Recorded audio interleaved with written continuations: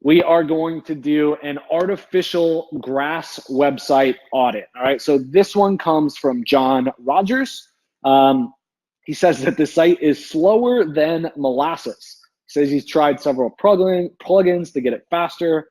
They've switched hostings and it's still slow. He said, do you have any recommendations to make it faster? He said it currently ranks for several terms, gets about 8,000 uniques a month, has tons of content, so much so some pages rank for the same terms. How would you go about ranking it for more terms? All right, so on the last audit, right, with the house cleaning site for Jamie, we focused kind of on conversions, building out some more pages. On this audit, we're going to focus more on kind of a technical audit, if you will. All right, so he already said he changed servers. The site's loading slow. He's got a bunch of good traffic. So those are the main things that I'm going to really push on in this. So let me get rid of my other tabs here. And I'm just going to pull up SEMrush, and I'm just going to use the free version even. And I'm just going to plug in their domain so I can figure out what keywords they're ranking for. I'm going to do a page speed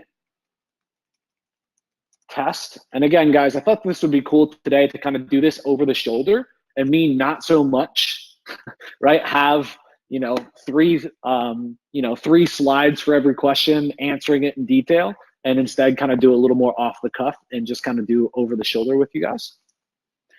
So we're going to run through this. So artificialgrassliquidators.com.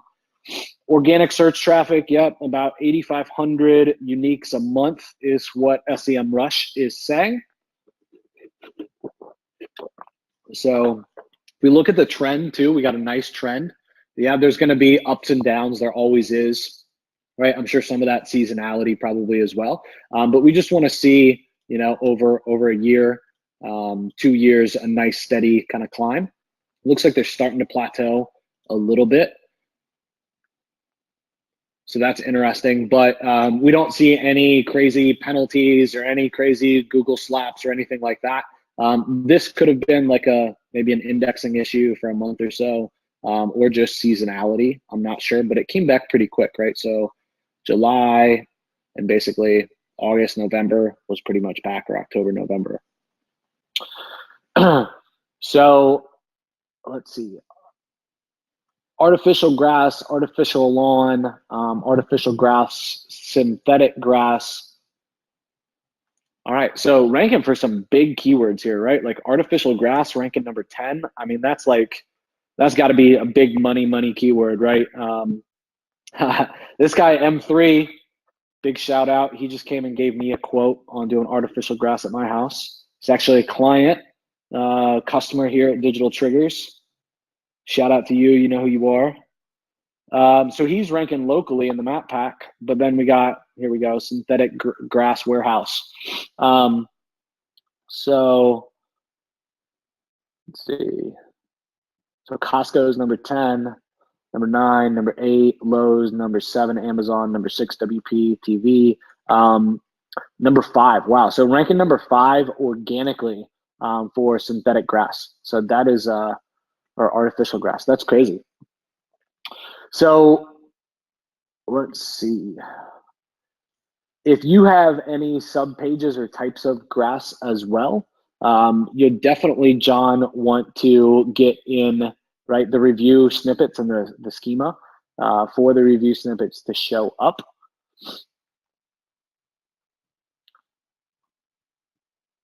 These are all kind of local players, except for this one. I mean, it seems like you should be able to get in the top 3 without too much trouble. This is local, so this is going to change. This is Home Depot. I can't imagine that they have, I mean, they got power to the domain, right? But not to this particular page or section on the site. This is another local result. So I don't know, man. I think you could probably get in the top 3 without a whole lot much more work. But yeah, you're right. This thing's slow as shit. Slow as shit. So this is definitely a problem. So It's in the 90th percentile and the 95th percentile. So that's not good.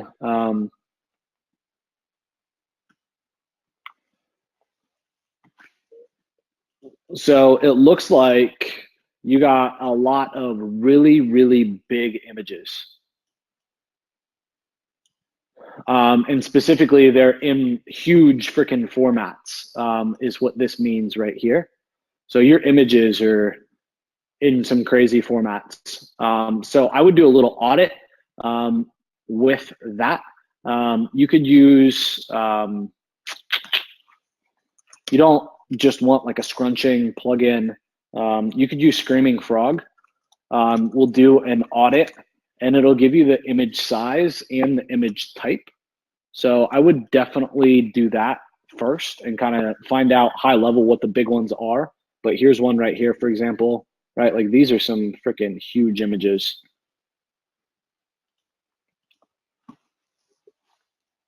Next up, so that's the bulk of your opportunity and estimated savings. Then we got the encoding of the images. So yeah, you're just looking for optimized images at that point. So there's plugins that will scrunch the images for you and also offload them potentially if you want. So I would definitely suggest offloading those images because they're so big, right? And throwing those on something separate, potentially like S3 or some type of CDN. Let's see, Derek says formatfactory.com to rescale them down would work. Thanks, Derek, for that tip. I haven't actually heard of that one, but may be a good check for you. Let's see. Got some JavaScript issues, some unused CSS issues. Like this stuff is all important, but you're kind of starting to get diminishing returns, especially down at this point.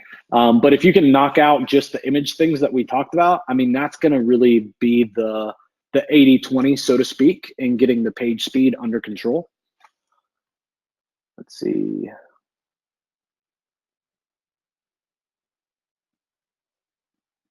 Yeah, I mean, I would definitely get some type of CSS JavaScript person that's familiar with, I'm assuming, the sites in WordPress. You know, pay them for an hour or two. They should be able to get this thing tuned up in no time. Let's take a look at the site itself. So I'm on a big browser too right now, guys. I don't know how that affects you, but I'm on a 27-inch screen, so not too big, but pretty big still. So yeah, like these images are going to be very, very large. All right, so first things first, before I forget, we'll go top down, but before I forget, you're using Provely, which is cool, nice social proof. I would make the call to action something different than people currently viewing this page, right? And put in a better image than just this. So say that somebody just bought direct, right? Say that somebody just filled out the contact form for an installation, right? Or a free analysis or whatever, right? But just currently viewing this page, I don't know, seems a little strange to me. All right, so this top nav then is atrocious. There's just way too many options. And I get it, like, this site is big. And what I mean by that, it seems like this business is big, right? They allow people to buy direct, right? So that's consumers buying direct. They themselves do installation and renovation, right? And then they also have contractors that buy their stuff. So at least that's what I see from initial standpoint. Like that's a lot of options though. So because of that, then at the top, we got why us, products, contractors, buy direct, retailers. So this is like a repeat of below, right? Commercial and installation. So you just got to be careful. And then at the top, right, we got payment, gallery, blog, FAQs, locations, contact us, and then a cart. So we just got to cut down on how many options. If we can cut down and really think about the user experience instead, right? So they come here and then it's like, all right, so step one, when somebody comes here to the homepage, essentially, what we want to do is we want to figure out what type of user they are. right? If we can figure out that and we can get them to click essentially and belong to one of these 3 buckets, we can send them to a landing page that answers every single one of their questions and is going to convert way better than this homepage does. Right? So what I'd rather see here personally on the homepage is probably get rid of the slider, right? Show some proof, right? Show some reviews, so show some authority things, right? And then get somebody just to make a decision on what type of buyer are they? Are they buying direct, trying to buy online, right? They're trying to get you to come out and quote out a job, right, locally to one of the locations, right? Or are they a contractor?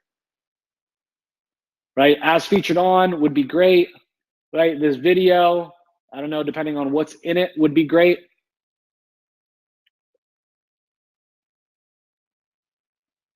But I would be dropping things on here personally. So we hit what to do with the load time. You should definitely be using some type of CDN and caching. Those are 2 obvious ones as well. But I think the big issue obviously is just these huge images. So they need to be reformatted and they need to be compressed. Don't get me wrong, they look beautiful, but gotta stop that load time. And we've worked with some people with some crazy websites, like even more visual than this, if that's possible, in terms of these huge ass images. And we've had page speed way faster than what you're at. So it is possible. All right, so let's take a look here at some of the competitors. Trying to figure out if these guys are kind of top dog or they got a lot of room for improvement, right? So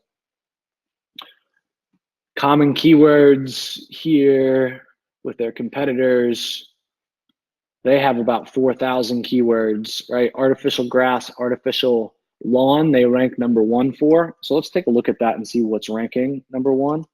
So if this is an interior page, definitely review snippets. Yep, so review snippets could definitely go on this page.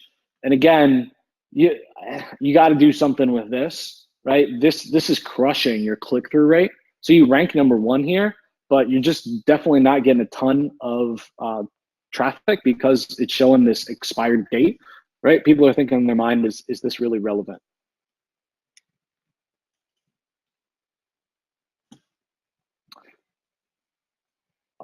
This meta description is okay, right? But really sell the click, right? Like when you guys, when you think about SEO and you think about meta titles and meta descriptions, you really want to take this time to really sell the click, right? And to think about this as if you were paying per click in Google, right? To think as if you were actually running ads. And if you were paying for every click, you would be split testing the shit out of your title tags, right? And your meta descriptions, or what's equivalent to that inside of Google Ads, right? And it's not a bad idea if you haven't ran Google Ads to run Google Ads just to figure out what should you say in your title tag and meta description so that you can capture as much of the traffic as possible, right? Run a test for a week, right? Split test on 1 big keyword or 2 big keywords, right? Get a bunch of traffic in and just split test 3 different ads and which of the ads get you the best click-through. So this is good. Let's click into this page. Let's take a look at this page. So conversions, I'm guessing from this page are horrid. Can't be good. So you got a 2-column, 1 column over here, and then 2-column layout, but you're only using 1 column. So on the right-hand side here, you should be selling me something, right?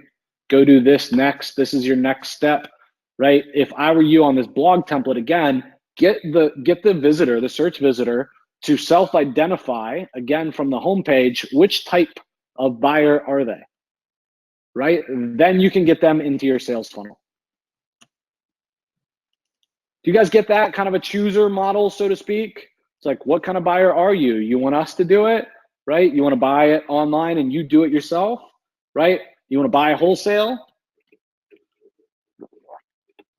So you got a lot of call to actions to make. If you don't start segmenting and kind of pulling out a chooser funnel like that, I think scaling this thing past where it's at right now in terms of search presence and results from the web is going to be difficult. All right, so let's see. Artificial grass, synthetic grass. So right now it seems like the biggest opportunities are definitely going to be these landing pages and getting this done. But I would also focus on just the readability of these posts. I mean, this has got to be getting a ton of traffic, right? SEMrush is quoting artificial lawn, right? Search volume of 1,300 and you're number one, right? So you're definitely getting some good traffic to this. Like this isn't very easy on the eyes, right? Not very easy on the eyes at all.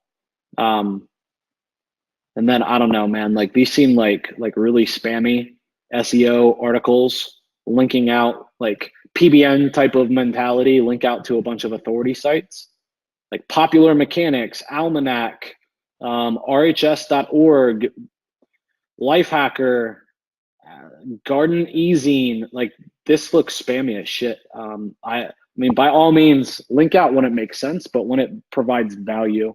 Art of Manliness. Sorry. So the Art of Manliness is a podcast, right?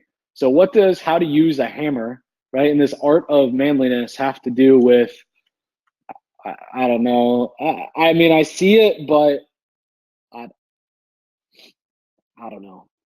Nerd fitness. So this content, man, I would clean up because this is a money page for you.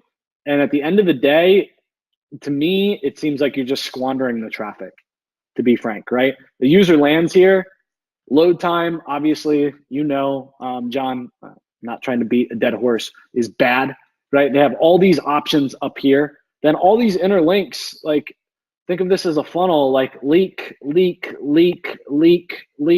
like to all these questionable places. And then there's no self-identifying information here, right? Like you're not getting them to choose what kind of buyer they are. So if we continue along that theme, we say buy direct, where do we go? Let's see. Set up an appointment today. Yeah, okay. So learn more.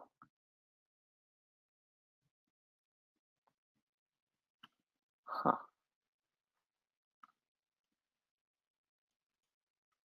Okay.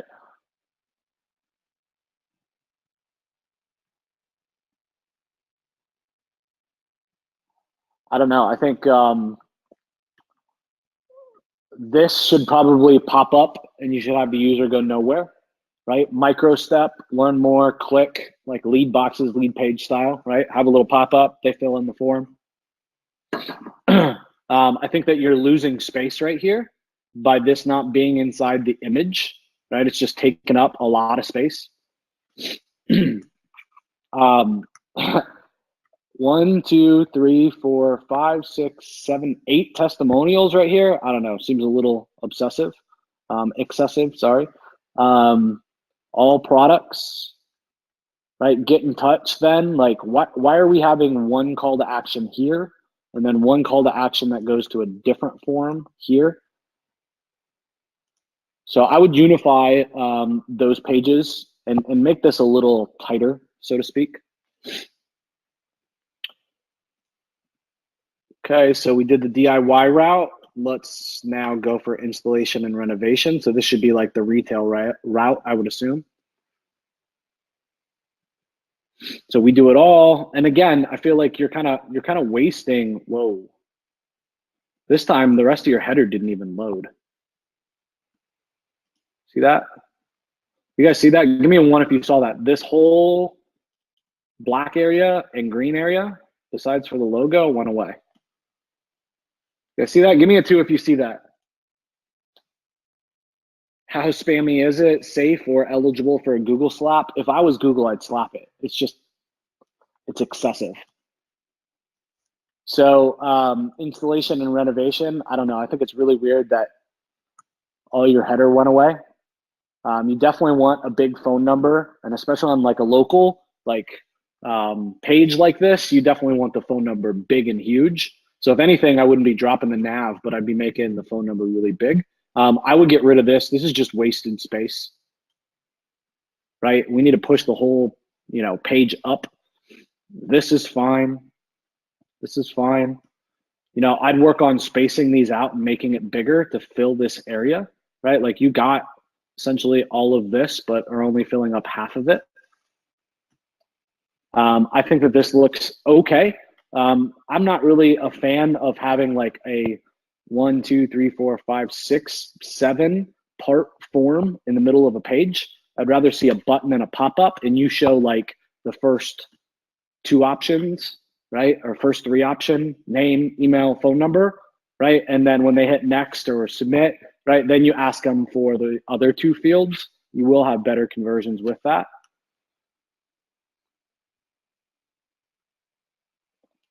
And it doesn't really say like what this is doing. Like I can only assume that it's for a quote, right? But there's no real offer. Oh, here it is. Set up a free design consultation. So I don't know. That should be the header or the call to action or the submit button, right? Or the pop-up button for the call to action. So less is more is kind of the conversion standpoint that I would push upon you. Then in terms of internal linking, I would make sure that throughout the site and throughout the content, where it makes sense and without overdoing it, meaning every single instance of it, right? Like make sure that you're interlinking to these top pages. I think that your big opportunity right now is ranking better than number 8 or number 10 for artificial grass, right? You got a very authoritative site, right? And also for, artificial, I don't know why this shows up twice, right? Both of them say artificial grass, right? Synthetic grass, number 11, right? But there's 38,000 searches a month that you're on and off the first page for, essentially, right? If you really zoned in on just that and gotten the top 3, your traffic would freaking explode. So how do you do that? I would focus on internal linking. I would also focus at the same time on user experience so that you're getting the most out of the users that you are getting. Again, John, I feel like you're kind of squandering the opportunity right now with all the traffic that you are getting.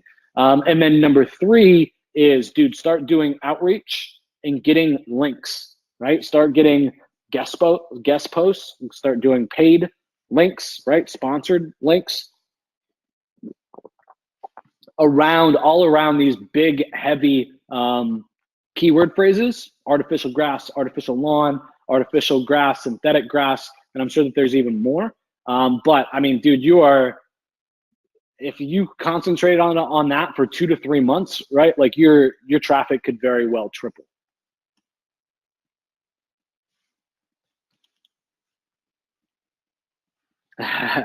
Project starting at $6.99. Yeah, $6.99 a square foot, Carolyn. $6.99 a square foot.